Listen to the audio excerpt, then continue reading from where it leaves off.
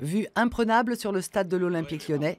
À vol d'oiseau, Marguerite Cascarian habite à 500 mètres de l'enceinte sportive.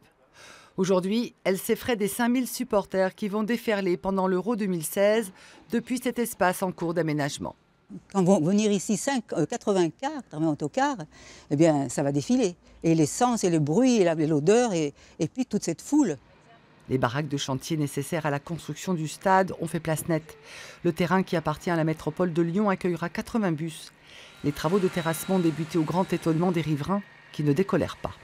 On avait fait des promesses aux riverains comme quoi ce parking devait être remis, cette base vide devait être remise en état au terme du chantier. Donc là, elle devrait être remise en état.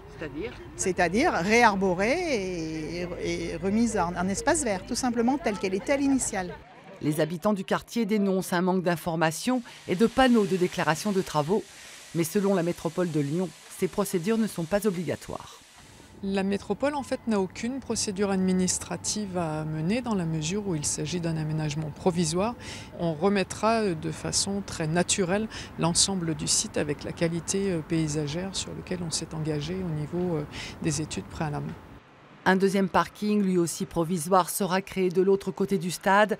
Ces deux aires de stationnement, suffisamment éloignées pour que les supporters des équipes adverses ne se croisent pas, sont, selon la métropole, une exigence de l'UEFA, l'organisateur de l'Euro 2016.